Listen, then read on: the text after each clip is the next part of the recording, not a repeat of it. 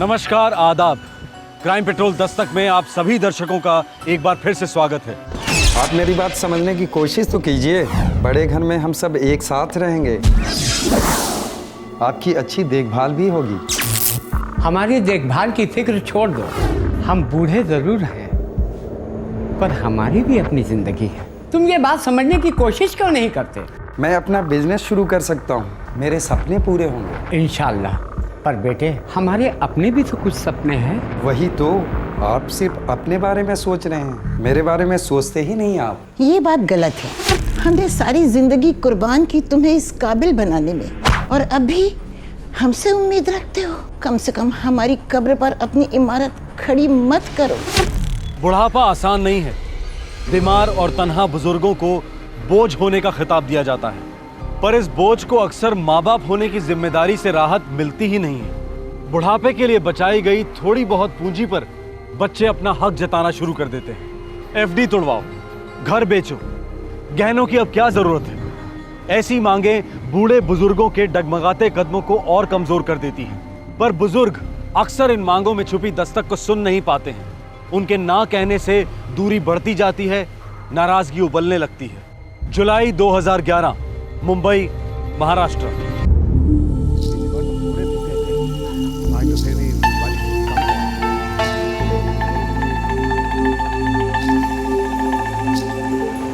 सलाम अलैकुम नसीर भाई। वालेकुम अस्सलाम गौड़े। अरे वाह, बहुत दिनों के बाद आप दोनों नीचे उतरे सब्जी लाने के लिए। खैरियत तो है? हाँ भाई, ऊपर वाले का रहम है। आजकल माजिद नहीं दिखाई दे रहा है। भटक रहा होगा कहीं इधर उधर। जवान खून है। कुछ मदद चाहिए तो बोलना। ज़रूर ज़रूर। वैसे हमें कोई दिक्कत नहीं, नीचे आने से टहलने से ज़रा तबीयत बनी रहती है। तो फिर से मॉर्निंग वॉक चालू कीजिए, पहले जैसा। सब लोग याद कर रहे हैं आपको। आया करेंगे। खुदा हाफिज़ गौड़े। आपका ख्याल रखना नसीर भाई। हाँ, शुक्रिया।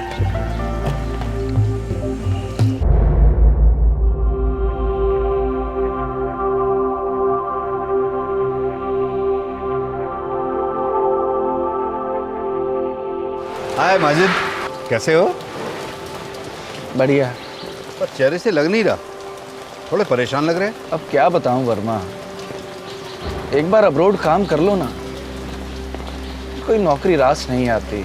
अब यार, इंडिया में तुम्हें दुबई वाली सैलरी तो कोई देने से रहा है ना। आज एक 5 स्टार होटल के डायरेक्टर से मिलके आया। अच्छा, एवं ही ऑफर था। काम में मजा भी तो आना चाहिए ना। हाँ ये बात तो है। Anyway, best of luck. ढूंढते रहो, देखना अच्छा ना अच्छा कुछ ना कुछ मिल ही जाएगा। नहीं वर्मा, ढूंढने से कुछ नहीं मिलता, मांगने से भी नहीं।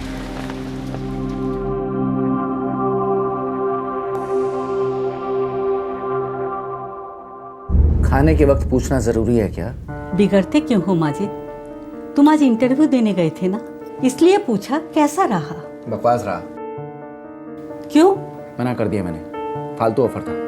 अरे, दुबई वाला स्टैंडर्ड ही नहीं है। दुबई को अब 4 साल हो गए माजिद, अब कहीं ना कहीं से तो शुरुआत करनी है ना। क्यों करूं? कोई कल का ग्रेजुएट नहीं हूं मैं। 25 साल का एक्सपीरियंस है मेरा। मैं कहता हूँ अगला जो ऑफर मिले ले लो। इतने एक्सपीरियंस के बाद फटाफट सीढ़ी चढ़ जाओगे। नहीं अबू, जब तक मेरे लेवल का जॉब नहीं मिलता ना, मैं कहीं ज्वाइन नहीं करूंगा। तब तक शराब भी मत पीना, समझे? हमें प्लीज, बच्चा नहीं हूं मैं। तुम्हारा नवाज अब बच्चा नहीं रहा, दिन ब दिन बड़ा होता जा रहा है, और साथ ही साथ तुम्हारा शराब पीना भी बढ़ता जा रहा है। बच्चे सब समझते हैं। तो कौन सी रोटी भी नहीं खाने देती आप। सुकून कमाना पड़ता है बेटा, मेहनत का काम है ये। मेहनत करने से नहीं डरता हूं मैं, आप कतराते हैं मेरी मदद करने से। पता नहीं किस बात का डर है। अरे ये भद्दा सा मकान बेच के पूना क्यों नहीं चलते? मैं जैसे घर में रहेंगे वहां पे हम कुछ काम कर लूंगा अच्छा सा। मैं नवाज, आप सब साथ रहेंगे, समझते नहीं आप? हमारी उम्र का लिहाज करो माजिद मियां। इस उम्र में नए घर और नए शहर से वाकिफ होने की ना तो हम में ताकत है और ना ही फितरत। हम यही खुश हैं। जब मैं खुश नहीं हूं तो आप लोग कैसे खुश रह सकते हो? हमारे रहते तुम कभी खुशी से नहीं रह सकते। तुम अपने सारे अरमान पूरे कर लेना, जब हम नहीं रहेंगे तब। समझे बेटा?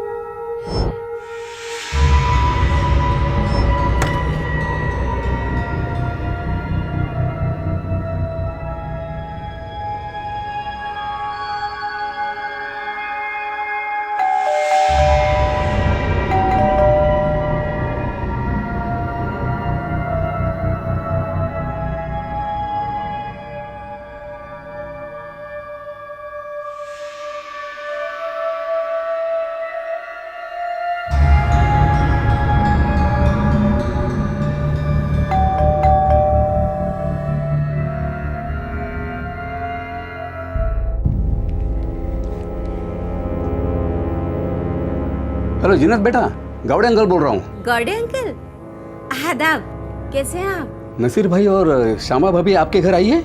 नहीं तो बेल बजाए जा रहा हूँ, लेकिन माजिद भाई के साथ कहीं बाहर गए होंगे अंकल। दरवाजे पे 4 दिन का दूध पड़ा है और अंदर से एक अजीब सी बदबू आ रही है।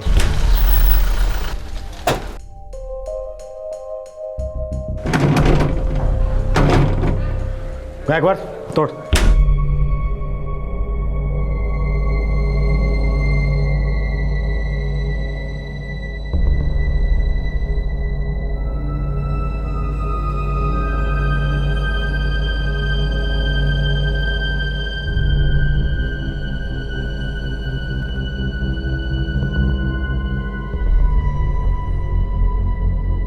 और कौन रहता है यहाँ? जी, माजिद, इनका बेटा।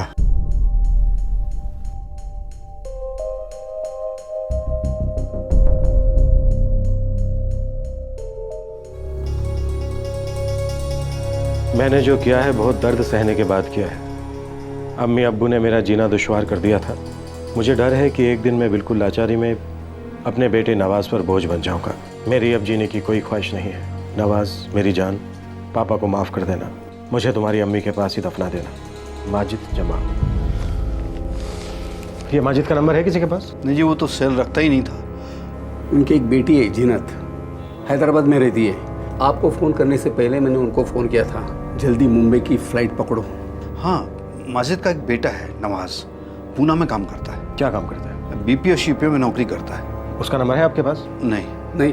कोई बात नहीं, हम उसे ढूंढ लेंगे। एक बुजुर्ग जोड़े की निर्दयी हत्या हुई थी उन्हीं के घर में। ये जोड़ा पिछले 15 साल से इस फ्लैट में रह रहा था। वहां मिला था एक नोट जो उनके बेटे माजिद का सुसाइड नोट जान पड़ रहा था। तहकीकात पोस्टमार्टम से शुरू हुई। इनके सर पर काफी गहरी चोट है और उसी चोट की वजह से इनकी मौत हुई है। और पत्नी शमा जमाल? इनके दुपट्टे से ही इनके गले को घोंटा गया है। तकरीबन कब हुए होंगे ये मर्डर? दोनों मर्डर्स करीब 72 से 80 घंटे के बीच में हुए हैं। मतलब 3 दिन पहले? करेक्ट। अच्छा, अब दोनों मर्डर एक साथ हुए हैं या एक पहले एक बाद में? नहीं, दोनों एक साथ तो नहीं हुए, 2-3 घंटे का फर्क है।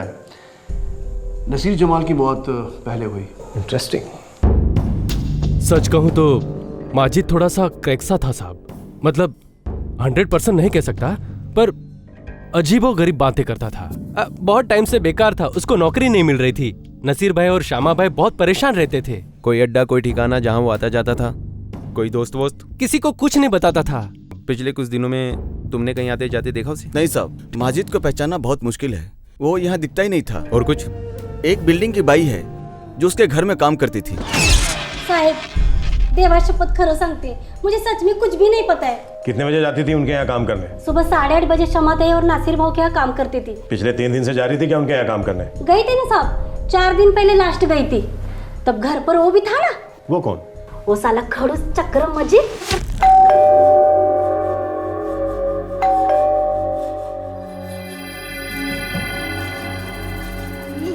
आज काम नहीं है, जाओ। क्यों? मैम सब घर में नहीं है? बोला ना काम नहीं है। 1 हफ्ता घर बंद रहेगा, आने की जरूरत नहीं, जाओ। मुझे मैम साहब से बात करने दो साहब। उन्होंने बोला था आज पूरा दिन घर की साफ सफाई करनी है। कैंसिल सब, होना जा रहे हम लोग। 1 हफ्ता घर बंद रहेगा। साहब कुछ अजीब सा तो जरूर लगा साहब। साहब हैदराबाद से माजिद की बहन और पुणे से उनका लड़का आया है।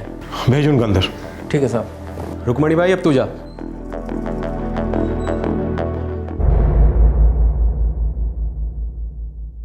हमें माजिद पर शक है, पर माजिद अभी तक ट्रेस नहीं हुआ है। आप लोगों को कोई आइडिया? सर मेरे माजिद भाईजान थोड़े डिस्टर्ब जरूर थे, पर वो अम्मी अब्बू के साथ ऐसा कुछ नहीं कर सकते। अभी पिछले हफ्ते ही तीनों से बात हुई थी। अब्बू दवाएं टाइम पर ले रहे हो ना? हाँ बेटी, और तुम्हारी अम्मी भी अपना इंसुलिन टाइम पर ले रही हैं और कभी कभार एक आध जलेबी भी खा लेती हैं। खाने दीजिए, पर एक जलेबी के लिए पूरे 2 राउंड लगवाइएगा पार्क में। वैसे अब्बू आप बराबर जा रहे हैं ना वॉक पर? बेटा कोशिश तो करते हैं, लेकिन आजकल उतने वॉक्स हो नहीं पाते हैं। आप में और अम्मी में अभी बहुत ताकत है। आप वादा कीजिए आप हर रोज जाएंगे वॉक पर। अच्छा मेरी अम्मी, अब बता तुम कैसी हो? अल्लाह का करम है, सब ठीक चल रहा है। अच्छा अब्बू जरा माजिद भाई से बात करवाओ ना। अच्छा माजिद जीनत का फोन। हाँ जीनत, खैरियत? बिल्कुल भाईजान, आप ठीक हैं? हाँ, मुझे क्या होने लगा भला? नहीं वो आप थोड़ा अपनी जॉब को लेकर परेशान थे ना। तुम भी मेरी जॉब को लेकर परेशान हो? तुम्हें भी निखट्टू लगता हूँ मैं? नहीं भाईजान, ऐसा क्यों सोचते हैं आप तो इतने एक्सपीरियंस्ड हैं। इस एक्सपीरियंस का अचार डालूं मैं? मुझे नवाज की उम्र के बच्चों का असिस्टेंट बनने को कहते हैं। इंशाल्लाह सब ठीक हो जाएगा, मैं रोज आपके लिए दुआ करती हूँ। थोड़ी दुआ अपने अम्मी और अब्बू के लिए भी किया करो, वो भी बड़े परेशान रहते हैं मुझे लेके। वैसे भाईजान आप सेलफोन क्यों नहीं रखते? सेलफोन गुलामी है जीनत, मैं किसी के बाप का नौकर नहीं हूँ कि जब चाहे कोई मुझसे बात करे। ठीक है भाईजान, पर आप अम्मी अब्बू सब लैंडलाइन पर ही मिलते हैं, कभी इमरजेंसी हो गई तो? जब हम छोटे थे तब तो सेलफोन नहीं था, और जब अब्बू छोटे थे तब तो शायद लैंडलाइन भी नहीं था। जीनत थोड़ी अम्मी से भी गुफ्तगू कर लो, हैं? उनके पास भी 2-4 किलो शिकायतें होंगी मेरे खिलाफ। माजिद काम का न काज का, दुश्मन अनाज का, है? भाईजान तीखी बातें करते जरूर थे, लेकिन हमेशा मजाक में। वो किसी का खून कभी नहीं कर सकते। हमें ये चिट्ठी मिली है वहां से, राइटिंग माजिद की है जी। सुसाइड नोट मालूम पड़ता है। देखिए हमें डर है कि कहीं माजिद ने अपने आप को मार न डाला हो। अल्लाह न करे ऐसा हो। जीनत जी हम भी यही चाहते हैं कि ऐसा ना हो, ताकि हम जान सकें कि ये 2 मर्डर कैसे हुए, क्यों हुए। अंधेरी ईस्ट MIDC पुलिस स्टेशन में आपके पिताजी ने 1 नहीं बल्कि 4 बार माजिद के मिसिंग होने की कंप्लेंट लिखवाई है। वो अक्सर उनके कब्र पे जाके बैठते थे सांता क्रूज में। अपनी एक टीम भेजो वहाँ पर। सर वो अक्सर दरगाहों में भी जाते थे। गोडबले ऐसा करो, सभी दरगाहों पर टीम लगा दो। Yes sir. अब पूना शिफ्ट क्यों हुए? सर मैं 4 साल पहले यहीं रहता था मुंबई में से। पुणे में मेरी जॉब लगी, मुझे वहाँ जाना पड़ा सर। तुम्हारी अपने फादर से बात होती थी टाइम टू टाइम? होती थी, लेकिन सर मुश्किल से महीने में 1-2 बार। तुमने कभी उन्हें पुणे नहीं बुलाया अपने साथ रहने के लिए? कितनी बार बुलाया सर उन्हें, लेकिन वो मेरे साथ उस छोटे PG में नहीं आना चाहते। वो पुणे में अपना एक फ्लैट लेना चाहते थे सर, ताकि वहाँ मैं, अब्बू, दादा दादी जान हम लोग सब साथ में रहे। अकेला पड़ गया।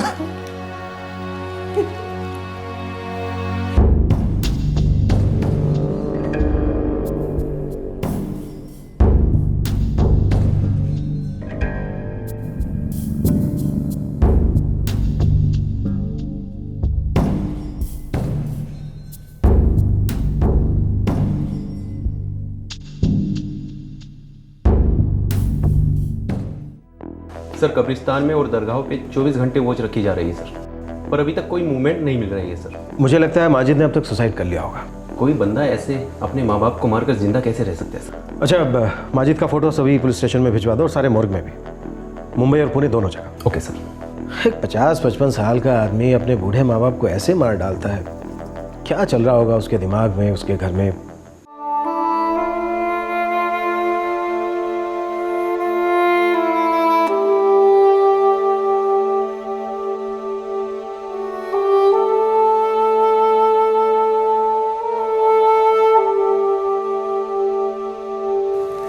बिस्मिल्लाह वाला मिलाती रसूल अल्लाह।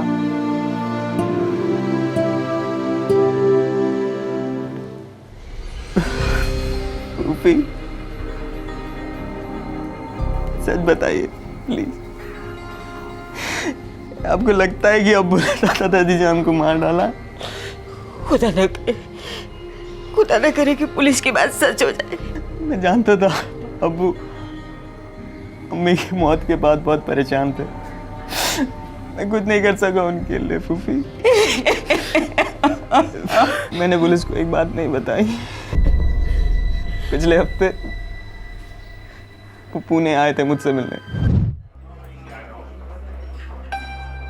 अबू, एक रात के लिए तो रुक जाइए मेरे साथ। नहीं बेटा, तुम पीजी हो किसी के यहाँ, एतराज होगा उन्हें। एतराज नहीं होगा उनको, मैंने उन लोगों से बात कर ली है, वो लोग माइंड नहीं करेंगे।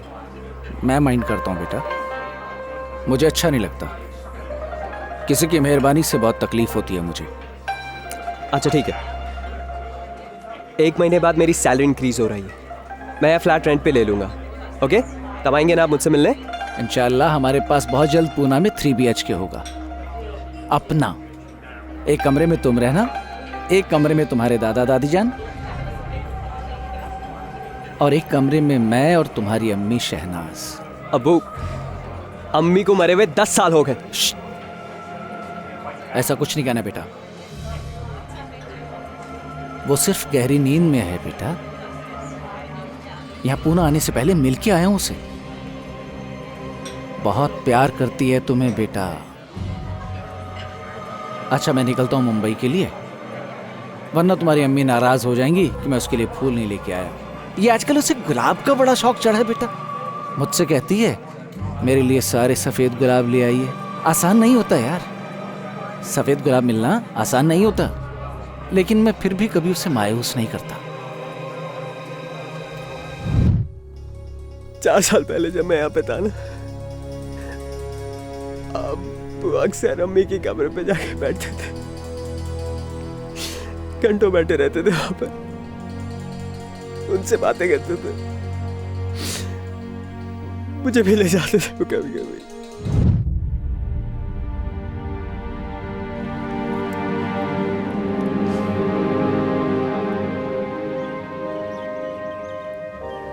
अबू चलिए, मेरे को कॉलेज के लिए लेट हो रहा है, चलिए। पहले अपनी अम्मी को किस्सी तो दो। अच्छे से करो बेटा, अम्मी नाराज हो जाएंगी।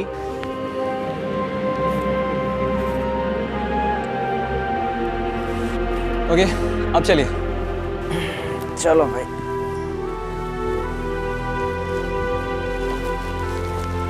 नवाज, वो बुला रही है। हाँ हाँ, पूछता हूँ। अम्मी पूछ रही हैं कॉलेज के बाद क्या करने का इरादा है। वो आपको पता है मेरे को ये सब बातें अच्छी नहीं लगती हैं। नवाज, बदतमीजी हो गई ना ये तो। अम्मी कुछ पूछ रही हैं और तुम कह रहे हो मैं जा रहा हूं। अम्मी है तुम्हारी।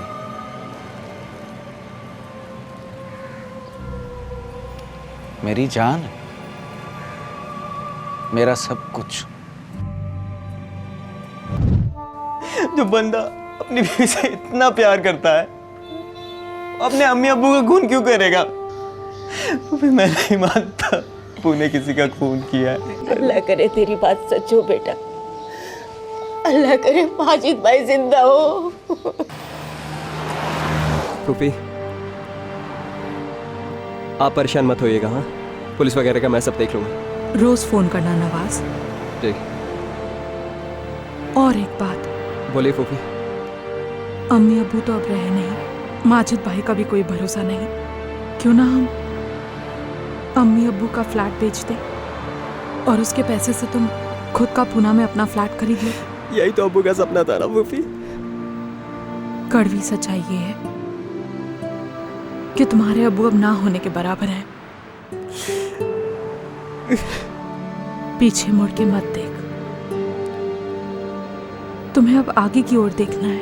एक तरफ माजिद जमाल का बेटा नवाज और बहन जीनत ये आस लगाए बैठे थे कि माजिद जिंदा हो और खूनी कोई और हो, दूसरी तरफ मुंबई पुलिस जमीन आसमान एक कर रही थी माजिद जमाल या उसकी लाश को ढूंढने में। पुलिस को किसी और पर शक नहीं था, बस उम्मीद थी कि माजिद जिंदा मिले और ये केस क्लोज हो जाए। सर।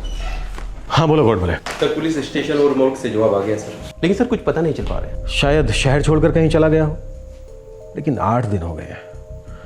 मैंने उसका बैंक अकाउंट चेक किया था, उसके अकाउंट में मुश्किल से 2000 रुपए थे। सर मैंने उसकी बहन और बेटे से बात की है कि घर से कुछ मिसिंग है या नहीं। उन्होंने कहा है कि उन्हें कोई आइडिया नहीं है कि शमा और नसीर के पास कैश या सोना था या नहीं। सर मुझे लग रहा है कि हमें यह केस क्लोज कर देना चाहिए। नहीं गॉड बोले, अगर सिर्फ माजिद गायब हुआ होता तो शायद हम इस केस को क्लोज कर सकते थे, लेकिन यहाँ तो 2 बूढ़े लोगों का कत्ल किया गया है बेरहमी के साथ। कोल्ड ब्लडेड मर्डर गॉड बोले। यह केस तो अब सोल्व होने के बाद ही क्लोज हो सकता है। तुम ऐसा करो, न्यूज़पेपर और टीवी चैनल को फ्लैश करते रहो, जितना टाइम लगता है उसको लगने दो। Okay sir.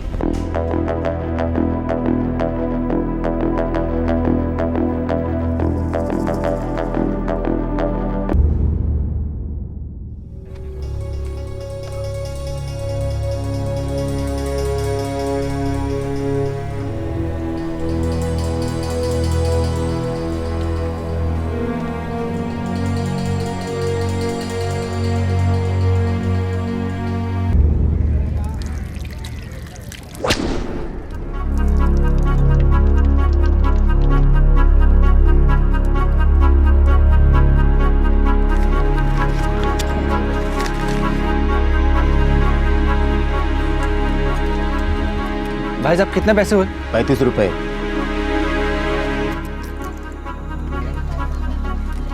₹32 हैं भाई साहब, चलेगा क्या? साले पैसे कम थे तो ऑर्डर क्यों दिया? डकार गया, पैसे कम हैं। ला अब भाग ऐसे भाग।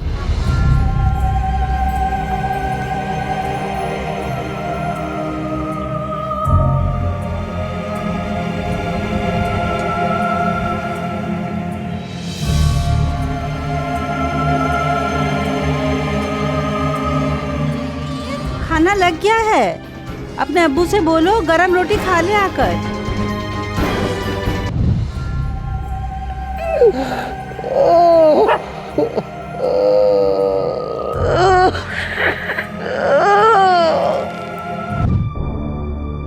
माजिद, तेरे अब्बू कहाँ हैं? अब्बू सो रहे हैं अम्मी। अरे आज तक इतनी देर तक तो वो कभी नहीं सोए। देखो जाकर कहीं तबीयत वबीयत तो खराब नहीं हो गई। नसीर, अम्मी। उठो नसीर, क्या हुआ? अब्बू शहनाज की तरह गहरी नींद में चले गए अम्मी। क्या बकवास कर रहे हो? तुमने अपनी गोलियां ली कि नहीं? चलो हटो, मुझे देखने दो। अम्मी मैं और अब्बू और मैं, हम दोनों क्या बातें कर रहे थे, बहस कर रहे थे अम्मी। माजिद, मुझे इस मसले पर और कोई बात नहीं करनी है, बस। आपके बस कहने से मैं चुप नहीं रह सकता अब्बू। 55 बरस उम्र हो रही है मेरी। इस उम्र में अब नई नौकरी तो मिलने से रही। आप बूढ़े हैं, मैं भी तो बूढ़ा हो रहा हूं। मेरी प्रॉब्लम समझिए आप। प्रॉब्लम कुछ भी हो, ये घर तो नहीं बिकेगा माजिद। तुम्हारी अम्मी और मेरे सर की ये छत क्या मायने रखती है, तुम समझोगे नहीं। 80 लाख का ऑफर है पूना के अंदर, 3 BHK 50 के अंदर अंदर आ जाएगा। 10 लाख की मैं आपके नाम FD करा दूंगा, 10 लाख की अम्मी के नाम, और 10 लाख में मैं पोल्ट्री फार्म खोल लूंगा। सब प्लान है आपको। जब सब कुछ प्लान कर ही चुके हो तो पैसों का इंतजाम भी खुद ही कर लो। मैं और तुम्हारी अम्मी किसी नए शहर में शिफ्ट नहीं कर सकते। शहनाज से बात की मैंने अब्बू, शहनाज भी यही चाहती है। आप एक बार हाँ कर दीजिए, सब ठीक हो जाएगा। बेटा, तुम सबसे पहले अपने आप को सही करो। उस साइकियाट्रिस्ट को फोन। चुप रहिए आप। जब भी कोई काम की बात करता हूं वो साइकियाट्रिस्ट को ले आता है बीच में। अच्छा नहीं लगता है मुझे, घुटन होती है मुझे। तो तुम पुणे जाकर के नवाज के साथ में क्यों नहीं रहते? दिन रात हमको क्यों परेशान करते हो? आखिरी बार कह रहा हूं कि ये घर नहीं बिकेगा।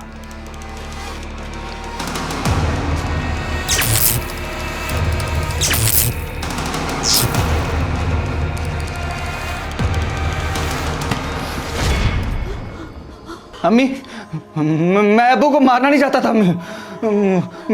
मेरे कानों में एक आवाज आई, बोली कर दो। मैंने कर दिया। ये तूने क्या कर दिया? मैं शहनाज को बोल के आता हूँ अम्मी। छोड़ मुझे जाने दे। आप देख नहीं पाएंगी अम्मी। अम्मी आप देख नहीं पाएंगी। दे मुझे जाने दे। अम्मी अंदर अब्बू सो रहे हैं। मुझे छोड़ दो। अम्मी नहीं, मैं पुलिस को बोलता हूँ, बुरे माजिद को फांसी पे चढ़ा दो और अच्छे माजिद को शहनाज के पास भेज दो। हैं अम्मी? तुम अंदर मत जाना, तुम ना इधर इधर सोफे पे सोना अम्मी। इधर इस वाले सोफे पे सो जाना।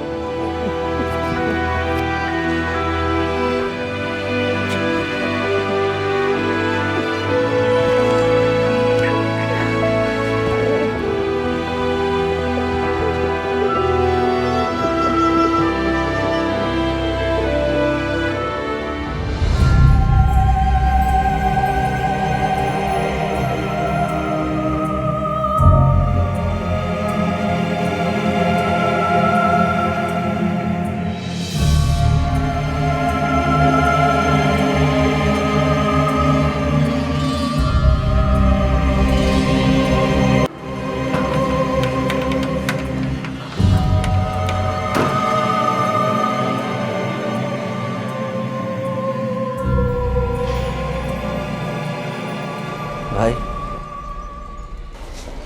एक फोन करना है, बहुत अर्जेंट है।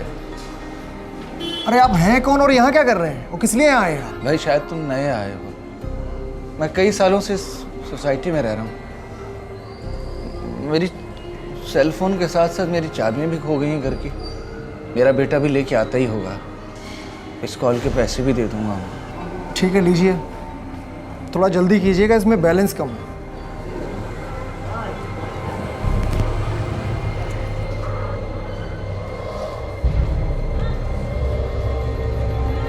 नवाज, अबू अबू अबू अबू अबू अबू अबू अबू कहाँ हैं आप? मैं मुंबई में हूँ बेटा, अपनी सोसाइटी में। पता नहीं किसी ने घर का ताला चेंज कर दिया हमारे। मुझे अंदर जाके अपनी दवाइयाँ लेनी है बेटा। अबू आप वहीं वेट करिए, यहाँ सोसाइटी में गार्ड के पास वेट करिए। मैं बस पहुँच रहा हूँ अबू, मैं बस पहुँच रहा हूँ। प्लीज़ हो सके तो आते वक्त कुछ खाने के लिए ले आना। मुझे बहुत भूख लगी है बेटा। मैं पहुँच गया अबू, बस मैं पहुँच गया। आप वेट कीजिए।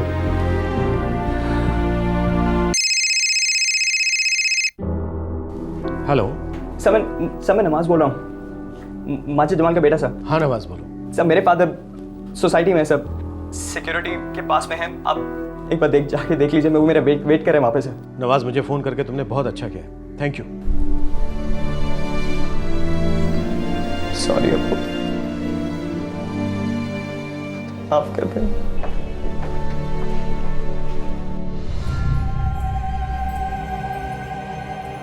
जेल में खाना मिलेगा? हाँ मिलेगा, चल।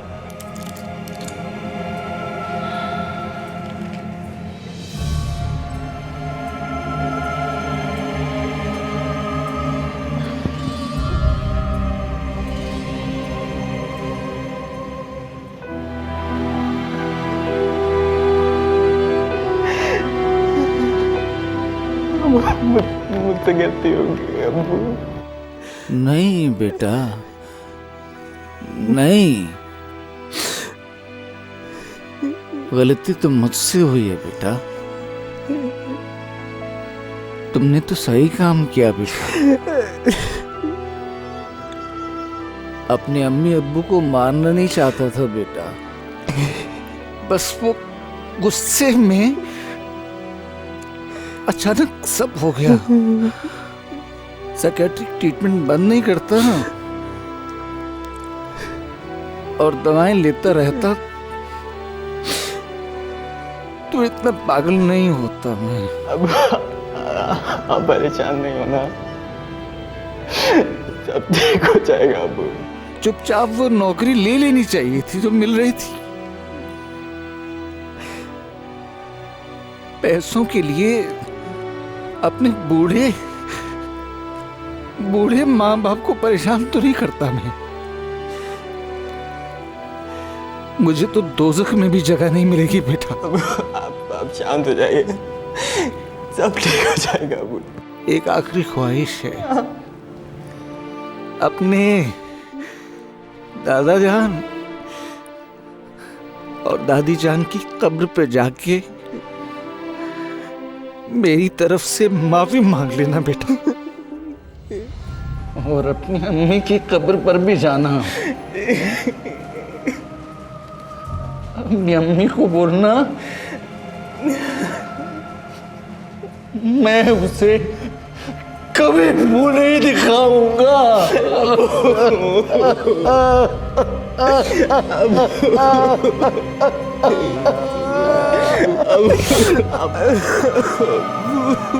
नमस्कार, आदाब। क्राइम पेट्रोल दस्तक में आप सबका एक बार फिर से स्वागत है। Excuse me sir. Yes sir, मैं एस्ट्रो बैंक से हूँ। हम लोग एक स्पेशल रेट ऑफर कर रहे हैं बिजनेस लोन्स के लिए। आपको इंटरेस्ट होगा सर? भाई वो तो रेट पर डिपेंड करता है सर। मार्केट रेट से 2% कम है सर। कब कांटेक्ट करूँ सर मैं आपको? कल सुबह करना, फ़ोन पर टाइम बता दूंगा। Thank you sir.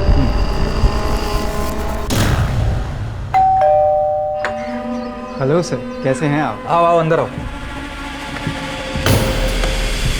आज के जमाने में पैसा ना सिर्फ बोलता है बल्कि पैसा राज भी करता है। फास्ट पेस जिंदगी के सुख चैन की सभी चीजें शैतान के नुमाइंदों की तरह युवा पीढ़ी के आसपास मंडराती रहती हैं, उन्हें फुसलाती हैं। कुछ लोगों को फिसल कर जुर्म की खाई में गिरने में देर नहीं लगती, लेकिन इस खाई में सच्चाई और इंसानियत का नामो निशान तक नहीं होता। इस खाई में रहने वालों को पहचानना आसान नहीं होता, क्योंकि शैतान हमारे बीच में है। इसलिए जब कोई शराफत का चोगा पहने हुए आपसे आपकी डिटेल्स मांगता है तो आपको जुर्म की दस्तक आसानी से सुनाई नहीं देती। जून 2011, इंदौर, मध्य प्रदेश। आज शाम को मैं इलेक्ट्रिशियन भेज दूंगा, वो आकर एसी ठीक कर देगा। और कोई सेवा हो तो आप मुझे बेझिझक फ़ोन कीजिएगा। कैसी सेवा सुरती भाई? अब तो मकान मालिक कम, रिश्तेदार ज़्यादा लगते हैं।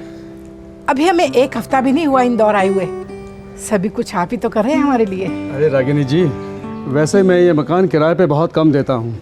आप लोग अच्छे लोग हैं और मैं अच्छी तरह से जानता हूँ कि आप इस घर को अच्छे से रखेंगे। नमस्ते। नमस्ते। पापा, सिर्फ 4 दिन की तो बात है, बस एग्जाम लिखा, 2-3 दिन फ्रेंड्स के साथ चिल आउट किया, फिर सीधे इंदौर। बेटा, मुझे 1 हफ्ता और निकालना है भोपाल में। मैं भी नहीं हूँ, तुम भी नहीं हो घर पे। तुम्हारी माँ और नानी माँ घर पे अकेली रहेगी बेटा। पापा, आप मुझे अब बेकार का गिल्ट ट्रिप दे रहे हो। You know ना पापा, how much I miss Ujjain. हाँ पता है बेटा, लेकिन नो लेकिन मम्मी ने मुझे परमिशन दे दी है। अच्छा ठीक है, लेकिन सिर्फ 4 दिन। हाँ थैंक्स पापा। और सुनो, अपना मोबाइल हमेशा ऑन रखना और अपने पास ही रखना, और रोज मुझे कॉल करना, ठीक है? हाँ पापा, आप दुनिया के सबसे बेस्ट पापा हो। हाँ पता है। Thank you so much, love you, bye. Love you too बेटा। नानी माँ, आपको पता है पापा ने मुझे उज्जैन में 4 दिन रहने की परमिशन दे दी है। ठीक है, लेकिन अब आधा दिन यही मत सोचती रहना कि उज्जैन जाकर क्या करूंगी दोस्तों के साथ, ये और वो। अपने एग्जाम्स की तैयारी करना, मेडिकल एंट्रेंस के एग्जाम्स है, कोई मजाक नहीं, समझी? कम ऑन नानी माँ, मेरे लिए एग्जाम सबसे इम्पोर्टेंट है, और बचपन से लेकर डॉक्टर बनने का सपना पूरा करने का टाइम जो आ गया है। मेरी बच्ची, तू जरूर डॉक्टर बनेगी, हम सबका आशीर्वाद है ना तेरे साथ। माँ, वो आपने प्रेशर कुकर कहाँ रखा है? वो तो मैंने उसी बक्से में रखा था, मगर वो वाला बक्सा तो अभी तक खोला ही नहीं बेटा। जी, मैं देखती हूँ। यस, एक सेकंड। मम्मी, कोई कॉस्मेटिक कंसल्टेंट का फोन है। देखो। हेलो। हाँ, जी पहचाना। अभी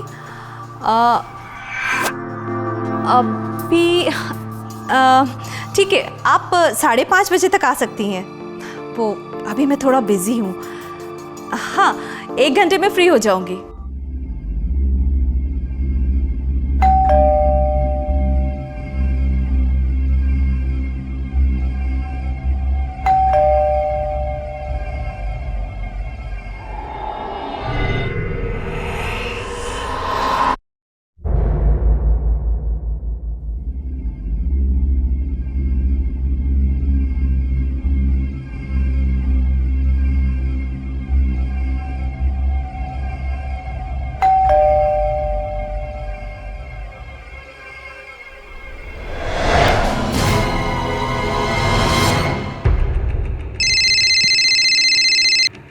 सुरती भाई, सुनील इलेक्ट्रिशियन बोल रहा हूँ। अच्छा पहले ये बताओ कि तुमने एसी ठीक कर दी कि नहीं? ये यहाँ सब गड़बड़ हो गया है। क्या मतलब? दरवाजे के बाहर काफी खून पड़ा है। क्या?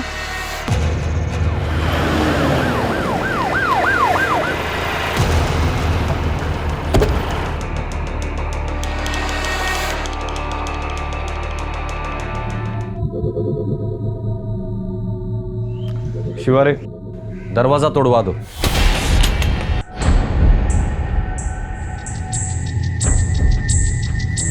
सर सारा कीमती सामान साफ किया गया है। मोबाइल फोन तक नहीं छोड़ा उन लोगों ने। इन तीनों में से किसी का मोबाइल नहीं मिल रहा है। खिड़की तोड़कर अंदर आए थे क्या? नहीं सर, आए तो दरवाजे से ही है, क्योंकि मैंने सारी खिड़कियां चेक की है। साहब तीनों लेडीज के पास मोबाइल फोन थे। आप मकान मालिक मिस्टर सुरती? जी साहब, अभी 1 हफ्ते पहले ही किराए पर लिया था मकान इन लोगों ने। इन 3 औरतों ने? नहीं साहब, ये मधु जी है, इनके मिस्टर हैं, बैंक में काम करते हैं, नीलेश नाम है उनका, भोपाल गए हैं बैंक के काम से।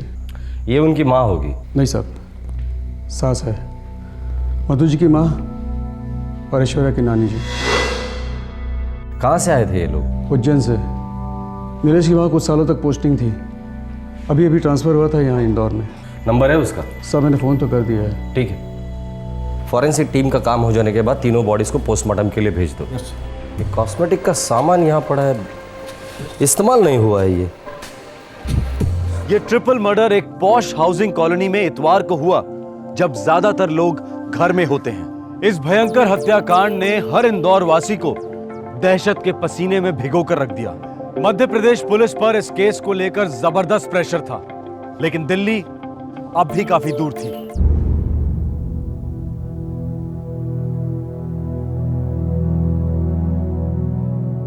ये अधेड़ उम्र की महिला मधु, इनके सिर में गोली मारी गई, क्लोज रेंज से। इनकी लाश घर के दरवाजे के पास मिली थी। ये बुजुर्ग महिला मिसेज रागिनी, इनको स्टेप किया गया 6 बार। इनकी लाश जमीन पर मिली, डाइनिंग टेबल के पास। ये ऐश्वर्या, उम्र में सबसे छोटी, इसने काफ़ी फाइट किया उन हत्यारों के साथ। इसके चेहरे पर कुशन या हाथ रखकर इसे मारने की कोशिश की गई और लास्ट में इसका गला काटकर इसे मारा गया। इसके हाथों में भी काफ़ी घाव है, ये देखिए, ये खरोंचे। इसकी लाश सोफे पर मिली थी। इंस्पेक्टर साहब, 3 मौतें हुई हैं, लेकिन ब्लड सैंपल्स हमारे पास 4 हैं। चौथा ब्लड सैंपल कातिल का? डेफिनेटली उन्हीं में से किसी एक कातिल का है, क्योंकि 3 हत्याएं कोई अकेला नहीं कर सकता। 2 या 2 से ज़्यादा लोग इस हत्या में इन्वॉल्व हैं और इनकी टोली के किसी एक को बहुत गहरी चोट लगी है। उसका काफ़ी खून बहा है। लगता है किसी नई टोली का काम है ये। सर सोना, कैश, मोबाइल फ़ोन कुल मिलाकर 1.5 लाख का सामान लूटा गया है, लेकिन वहाँ पे कपबोर्ड है जिसमें कुछ और जेवर है, उन्हें टच भी नहीं किया गया। या तो कोई पेशेवर लुटेर है या फिर कोई करीबी, कोई तो हमें गुमराह करने की कोशिश कर रहा है।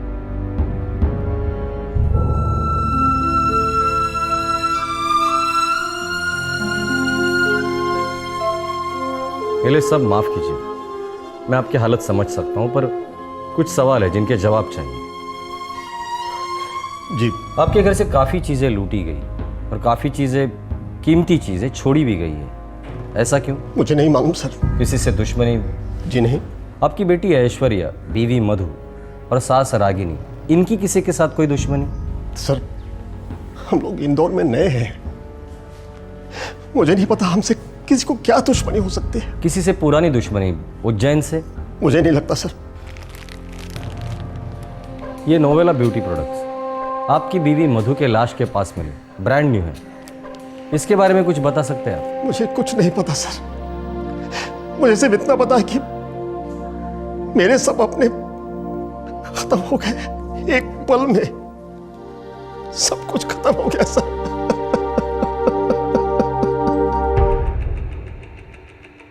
सर उज्जैन में काफी पूछताछ की, दुश्मनी वाला तो कोई भी एंगल नहीं मिला। हॉस्पिटल का क्या रिपोर्ट है?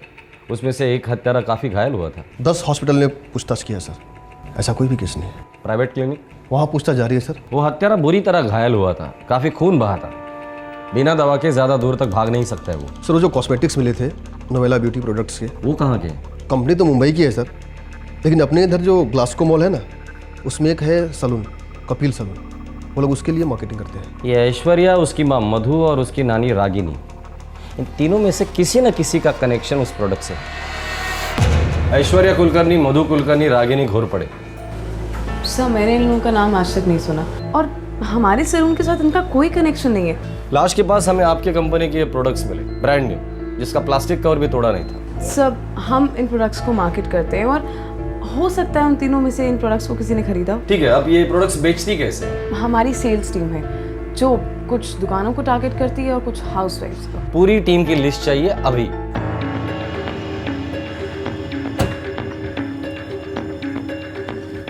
सर अंदर डॉक्टर बोला कि 26 जून को एक आदमी आया था जिसको गोली लगी थी, शाम को 6:15 बजे। लगभग 25 साल का होगा। उसका नाम, पता कुछ? सॉरी इंस्पेक्टर, ब्लीडिंग इतनी ज़बरदस्त हो रही थी कि कुछ भी पूछने का टाइम ही नहीं मिला। अरे ये तो बहुत सीरियस है, कैसे हुआ ये? वो जी एक वो गोली छूकर निकल गई। गोली? जी। फिर तो ये पुलिस केस है। हाँ मैं अभी थाने जा रहा हूँ, आप प्लीज़ पहले इसका इलाज कीजिए। मैं इतनी जल्दी मरना नहीं चाहता हूँ, मैं खो नहीं दे सकता डॉक्टर साहब, प्लीज़। देखो अगर तुम पुलिस को इन्फॉर्म नहीं करोगे तो मैं करूँगा। डॉक्टर साहब मैं सीधा थाने ही जा रहा हूँ और इंस्पेक्टर को लेके सीधा आपके पास आऊँगा। वो यहाँ आके आपकी स्टेटमेंट ले लेंगे कि आप इसे इलाज करवाए।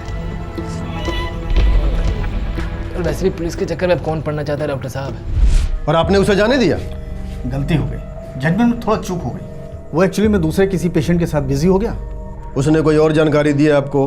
बस वो इतना ही कह रहा था कि कोई पुरानी दुश्मनी थी मोहल्ले की, किसी जावेद ने उस पर गोली चलाई थी। पता तो दूर की बात है डॉक्टर, नाम तक नोट नहीं किया आपने उसका? हाँ एक बात याद आई, वो अपनी बातचीत में किसी शास्त्री नगर का जिक्र कर रहा था। शास्त्री नगर के खबरी एक्टिवेट करो, जावेद नाम के जितने हिस्ट्री शीटर हैं सबको पेश। सर कपिल सलून में 5 सेल्स गर्ल्स हैं, उनमें से 4 से हमारी बात हुई है, लेकिन कोई भी मधु, रागिनी या ऐश्वर्या को नहीं जानती। 5वीं से बात क्यों नहीं हुई? उसका फ़ोन स्विच ऑफ आ रहा है। नाम क्या है उसका? निधि वर्मा। पता निकालो, इस निधि वर्मा की पूरी कुंडली चाहिए मुझे। लेकिन एक और बात है। बोलो। मधु कुलकर्णी के फ़ोन रिकॉर्ड के अनुसार कत्ल की शाम 4:30 बजे एक फ़ोन आया था और वो नंबर निधि वर्मा का है। ये बात तो मुझे अभी बता रहे, गाड़ी निकालो। Vidyanagar house number 6। कब से काम कर रही है ये? 4 महीनों से। पर सर वो बहुत अच्छी लड़की है, I mean she is very hard working. मुझे ऐसा लग रहा है कि आप लोगों को कुछ तो गलतफहमी हुई है। विनीता जी हमारे गलतफहमी का टेंशन आप मत लीजिए, फिलहाल के लिए इतना बता दीजिए ये निधि वर्मा है कहाँ? सर उसने बताया था कि वो फाइनल ईयर बीकॉम की स्टूडेंट है और उसके एग्जाम्स आ रहे हैं तो छुट्टी पर है। छुट्टी तो अब होगी उसकी, लंबी छुट्टी। जावेद, किस पर फायर किया था तूने?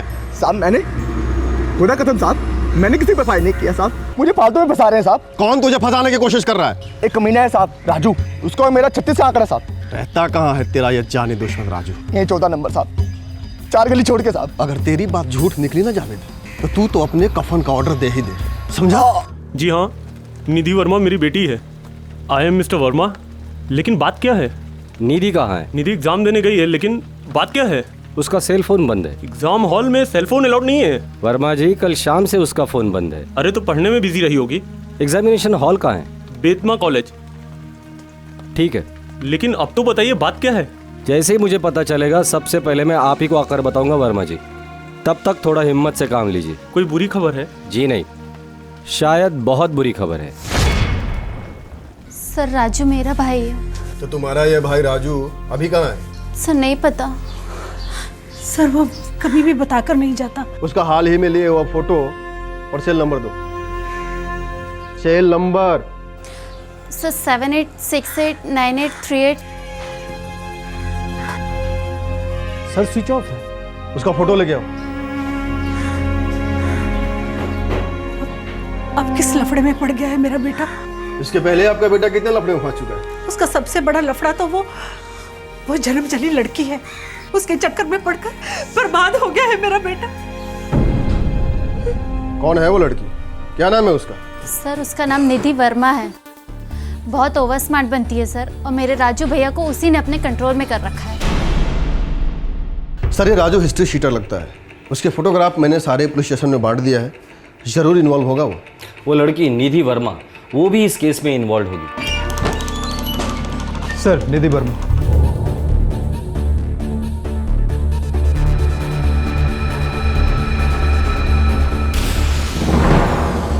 What is this, sir? मुझे यहाँ क्यों बुलाया है? सर, मेरे एग्जाम्स चल रहे हैं। और हम रिजल्ट ढूंढ रहे हैं। बैठो। कपिल सलून में काम करती हो, नोवेला ब्यूटी प्रोडक्ट्स की सेल्स एजेंट हो। हाँ सर, करती हूँ अपनी पढ़ाई को सपोर्ट करने के लिए। क्यों? क्राइम है क्या? संडे 26 जून शाम 4:30 बजे तुमने मधु कुलकर्णी को फोन किया था। हाँ सर, किया था। उन्होंने मुझे 5:30 की अपॉइंटमेंट दी थी। फिर? सर, मैं वहां गई थी पर कोई दरवाजा नहीं खोल रहा था। मैंने पूरे 15 मिनट्स वेट किया। उनके फोन पे ट्राई भी किया पर फोन स्विच्ड ऑफ आ रहा था। पिछले 3 दिनों से तुम्हारा भी फोन स्विच ऑफ है निधि। सर, मेरे एग्जाम्स चल रहे हैं। मैं एग्जाम्स में किसी की कॉल्स नहीं लेती हूँ। मुझे एग्जाम पेपर्स के अलावा कुछ दिखाई नहीं देता। खून दिखाई दिया था? क्या? मधु कुलकर्णी के दरवाजे पर खून के धब्बे दिखाई दिए थे। नो सर, पर अगर दिखा होता तो मैं चुपचाप चली क्यों आती? मधु कुलकर्णी को फोन क्यों किया था? उसके घर पे क्यों गई थी? मैं नोवेला कॉस्मेटिक्स की मार्केटिंग कंसल्टेंट हूँ और हमारे नोवेला ब्यूटी प्रोडक्ट्स में मधु कुलकर्णी ने इंटरेस्ट दिखाया। बस। ये मधु मिली थी कहाँ तुम्हें? ग्लासको मॉल में।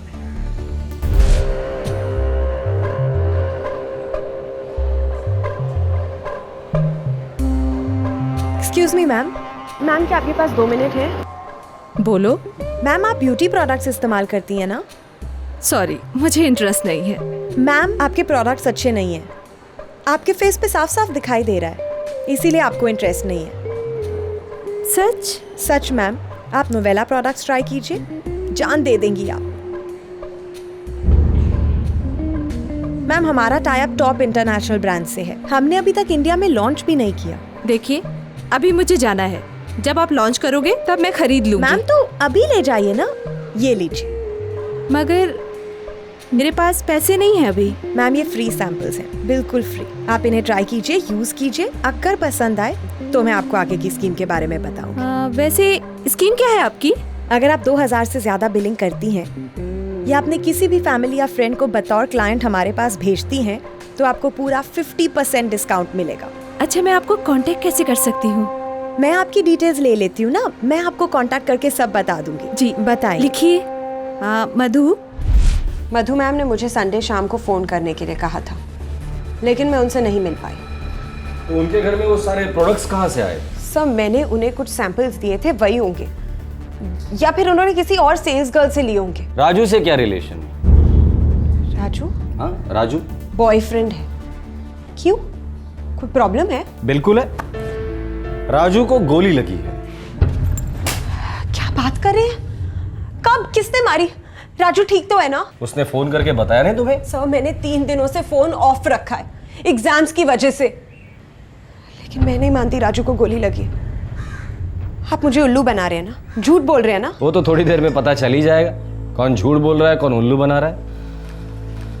निधि, संडे 26 जून को तुमने राजू से बात की थी, पूरे 20 मिनट बात की। सो बॉयफ्रेंड से बात करना भी अब क्या गुनाह है सर? नहीं, पर मर्डर्स भी उसी शाम हुए थे। माना कि मैं वहां जाकर आई थी, पर राजू का तो इससे कोई लेना देना ही नहीं है। करेक्ट है, राजू से ही पूछते हैं। 7868983848 राजू का नंबर है। स्विच ऑफ है और उसका तो कोई एग्जाम का बहाना भी नहीं है। सर, राजू का क्रिमिनल रिकॉर्ड है सर, चौक पुलिस स्टेशन से इंफॉर्मेशन मिली है। मुझे लगता है ये किसी गलत राजू की बात कर रहे हैं। तुम्हारा राजू है ही गलत। आगे बोलो। सर, कई सारी चोरी के केसेस है उसके खिलाफ। कुछ महीनों पहले अटेम्प्ट टू मर्डर के केस में अंदर गया था सर। उसका एक दोस्त माधव नाम का एक आदमी था सर, दोनों काफी अंदर बाहर रहे हैं सर। गैंग है क्या इन लोगों का? कितने लोग हैं गैंग में? सर प्लीज, अब बहुत हो गया रियली। मैं एक अच्छे घर की कॉलेज स्टूडेंट हूँ, आप ये क्या गैंग वैंग की बातों में मुझे अटका रहे हैं? सर, मेरा कल एग्जाम है। ओके, लगता है कोई कंफ्यूजन है, तुम जा सकती हो। और हाँ, कल के पेपर के लिए ऑल द बेस्ट। 24 घंटे नजर रखना इस लड़की पर। मोबाइल फोन, लैंडलाइन, इंटरनेट सब टैप करना। इसी लड़की के थ्रू हम राजू और माधव की गैंग तक पहुंच सकते हैं। अब कहाँ चली? पापा मैं फरीदा के यहाँ जा रही हूँ कुछ किताबें लाने। बेटा तुम मुझसे कुछ छुपा रही है। पुलिस क्यों आई थी? पापा मैं कुछ छुपा नहीं रही हूँ, पुलिस को गलतफहमी हुई।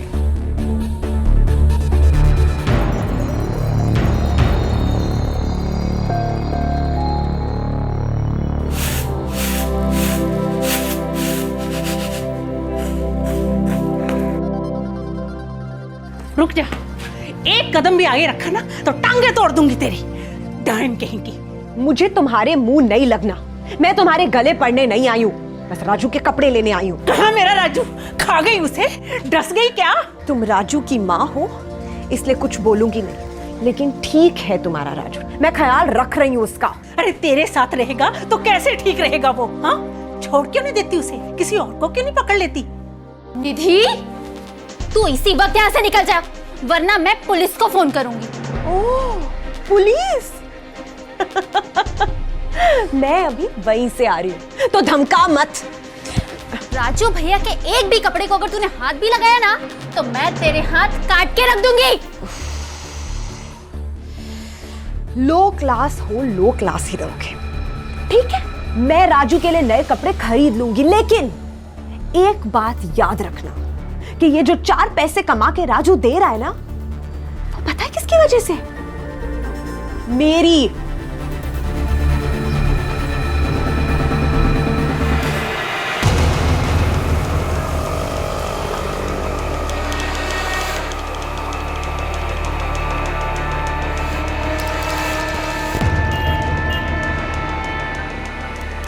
सर मुझे लगता है निधि वर्मा को पता है राजू कहाँ है। नजर हटने मत देना, उसकी हर एक मोमेंट की मुझे खबर करते रहना, समझे?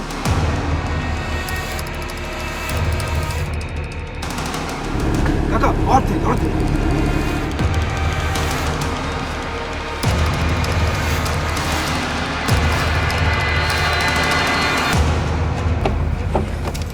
बंद कर। कैसा है राजू? अरे मैं एकदम ठीक हूँ। तू कैसी है मेरी जान? पुलिस जान गई है, हमें फौरन यहाँ से निकलना होगा। जाएंगे कहाँ? रोकना नहीं है, लूट बिका नहीं अभी तक। डफर, लूट बिक जाएगा। अगर पकड़े गए ना तो जिंदगी खत्म। लेकिन पुलिस को हमारे बारे में पता कैसे चला? क्योंकि हम तीनों में से एक बेअकल इडियट है जिसने फर्श पे से वो नोवेला प्रोडक्ट्स उठाए नहीं, जिनकी वजह से वो मुझ तक पहुंच गए। और पता नहीं कैसे उन्हें तुम्हारी इंजरी के बारे में भी पता चल गया है। मतलब खेल खत्म? तुम ये बताओ करना क्या है? तुम दोनों बस फौरन यहाँ से निकलो, ठीक है? पुलिस को मैं संभाल लूंगी।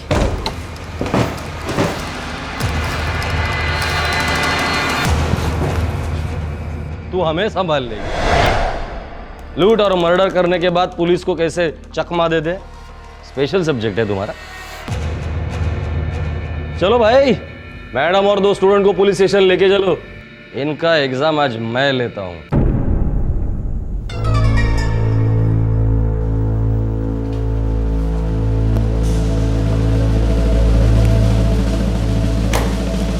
रेडी? तो मैडम एग्जाम शुरू करें। किंग्स प्लाजा मॉल में कपड़ों की दुकान थी, वहां मैं शॉपिंग करने जाती थी। राजू के मामा की दुकान थी, पहली बार वहीं मिले और प्यार हो गया। राजू, पता है लाइफ में सबसे ज्यादा चिढ़ मुझे किस चीज से है? यही ना कि तेरे जैसे कॉलेज में नहीं पढ़ा मैं। मुझे ना चिढ़ है मिडिल क्लास बन के रहने से। सच राजू, ढेर सारे पैसे चाहिए मुझे। देख, सीधा सा फंडा है, या तो सीधे साधे रास्ते से कमाई करो, या जो मेहनत कर रहे हैं उनका पैसा लूट लो। सेकंड ऑप्शन सही ऑप्शन है। दूसरे कमाए और हम उनके पैसों पर ऐश करें। रिस्क है मैडम, बहुत तगड़ा रिस्क है। फटती है क्या तेरी? हाँ, वैसे तो बड़े डींगे मारता है, पता है कितनी बार जेल गया हूँ, ये वो। देख, मेरी फटती नहीं है, मैं बस इतना चाहता हूँ कि तू इन सब चक्कर में अपनी लाइफ ना बर्बाद कर बैठे। यार बर्बाद करने के लिए लाइफ है ही कहाँ। मान ले मेरी बात, यह काम तेरे लिए नहीं है। ए हीरो, तू ना जानता नहीं है मैं चीज क्या हूँ, समझा? मैं बस इतना जानता हूँ कि तुझसे बहुत प्यार करता हूँ। मैं रानी बना के रखना चाहता हूँ तुझको, रानी। तो रानी की तरह हीरे जेवरों में तौल देना मुझे मेरे राजा। किंग साइज जिंदगी जिएंगे दोनों। King size. राजू और माधव जेल में मिले। वो पहले से चोरी और लूट में माहिर थे। हमने अमीर लोगों को निशाना बनाना शुरू किया, कभी मॉल्स के बाहर, कभी एटीएम्स के बाहर।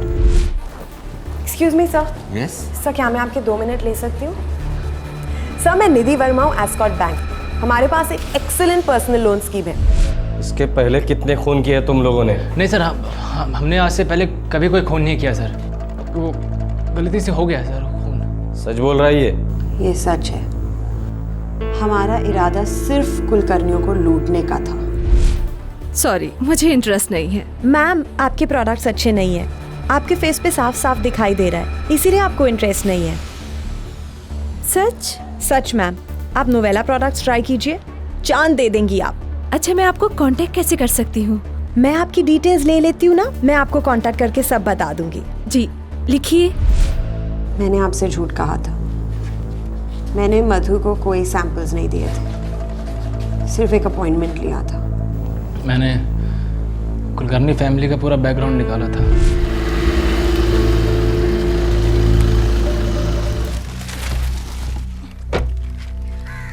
माँ, मुझे ड्राइविंग आती है। लाइसेंस मिलने तक सवाल ही नहीं पैदा होता ऐशु। और देखो, मुझे बातों में मत फंसाओ। हाँ नानी माँ, अपनी बेटी को समझाइए ना, ऐसा नहीं करते। इतनी सख्ती से बच्चों के साथ कोई पेश आता है?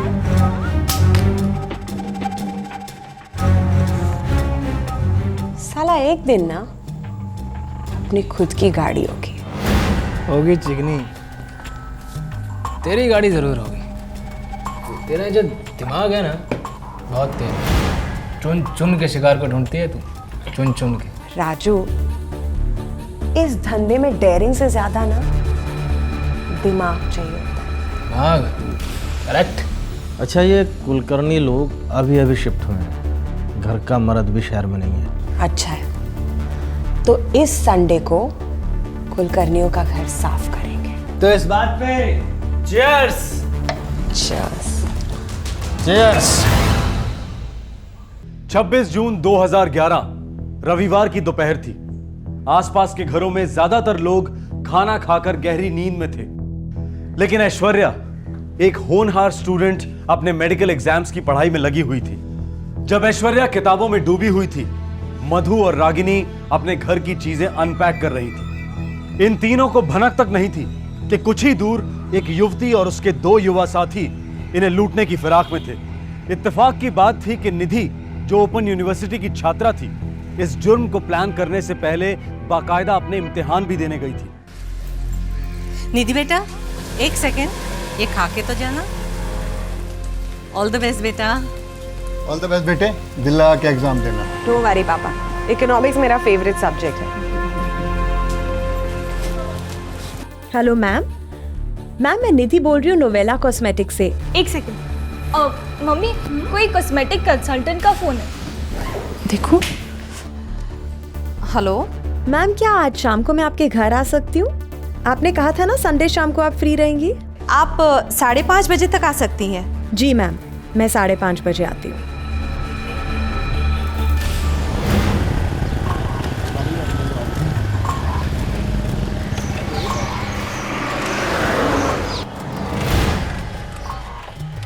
इस खतरनाक बाइक का जुगाड़ किया कहाँ से बे तूने? अब जोन सी पहली बाइक दिखी, उठा ली।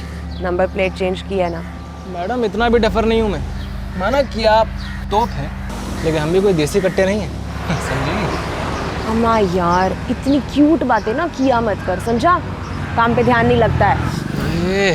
अब तो काम पे ध्यान सच में नहीं लगेगा। चल।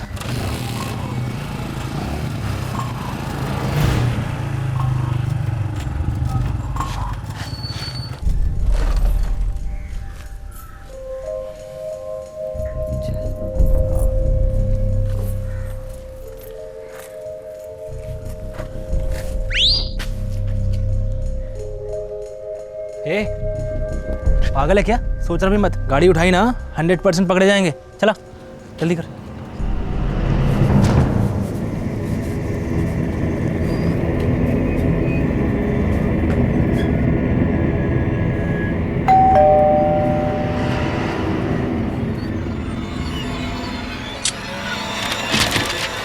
Hello ma'am. हेलो, कैसे हैं आप? मैं बिल्कुल अच्छी हूँ। आओ अंदर आओ।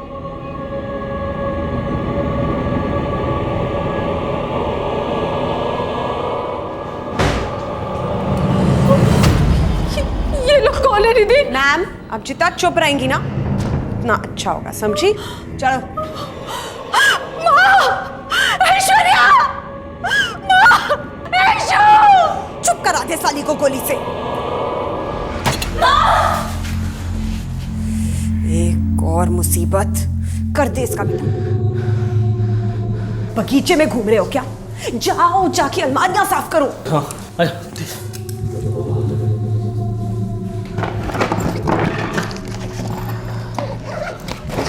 कमरा और बाकी है। रहने दो, से बहुत देर हो जाएगी। अभी बहुत और बकरे हमारा इंतजार कर रहे हैं। चलो चलो।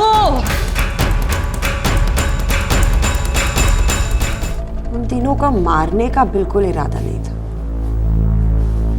बस हड़बड़ा गए और हो गए। अपने साथ भरा पिस्तौल और चाकू लेकर गए थे और कहते हो सिर्फ लूट का इरादा था? हाँ, सिर्फ लूट का। लेकर जाओ इन्हें। यकीन नहीं होता कॉलेज की पिद्दी सी लड़की इस खूंखार गैंग की लीडर हो सकती है। देखिए, कोई बहुत बड़ी गलती हुई। हमारी बेटी निधि ऐसी नहीं है। अरे फर्स्ट क्लास मिलता है उसको हर एग्जाम में। वो तो हमारी मजबूरी है कि आगे पढ़ाने की हैसियत नहीं थी हमारी। अब आप ही बताइए, ऐसी लड़की कभी लूटपाट खून खराबा कर सकती है क्या? मेरे बेटे को बर्बाद करने वाली एक ही लड़की है और वो है निधि वर्मा। वो जड़ है, उसी ने मेरे भाई का दिमाग खराब कर डाला है। अरे मेरा बेटा तो सुधर रहा था। एक अच्छी सी लड़की से सगाई भी हो गई थी उसकी, पर इस निधि वर्मा ने इसने आके पता नहीं क्या डोरे डाले मेरे बेटे पर।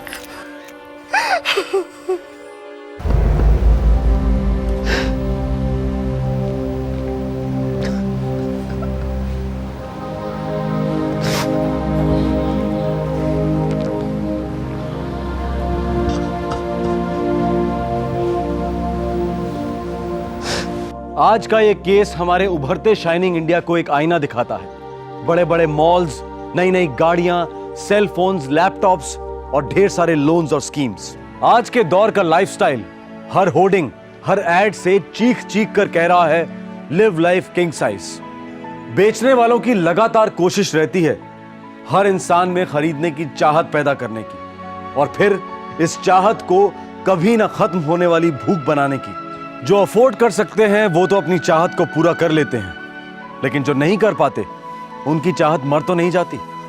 वो और रास्ते ढूंढ लेते हैं अपनी चाहत को पूरा करने के लिए। एक राह भटकी युवती निधि और उसके दो युवा साथी माधव और राजू के लालच की वजह से ऐश्वर्या, उसकी मां मधु और नानी रागिनी, तीनों आम लोगों ने अपनी जान गंवाई। निधि की चिकनी चुपड़ी बातों से मधु को अपने साथ होने वाले जुर्म की दस्तक मिल पाना शायद बहुत ही मुश्किल था। ऐसे वाकयात किसी भी आम इंसान के साथ हो सकते हैं। आज के इस केस में सिर्फ 3 जानें ही नहीं गईं, बल्कि ईमानदारी, संयम और मेहनत करने की फितरत का कत्ल भी हुआ है। आपसे फिर मुलाकात होगी, तब तक अपना ख्याल रखें, सुरक्षित रहें। जय हिंद। इस तरह के और भी एपिसोड देखने के लिए हमारे चैनल को सब्सक्राइब करें और बेल आइकन दबाना ना भूलें।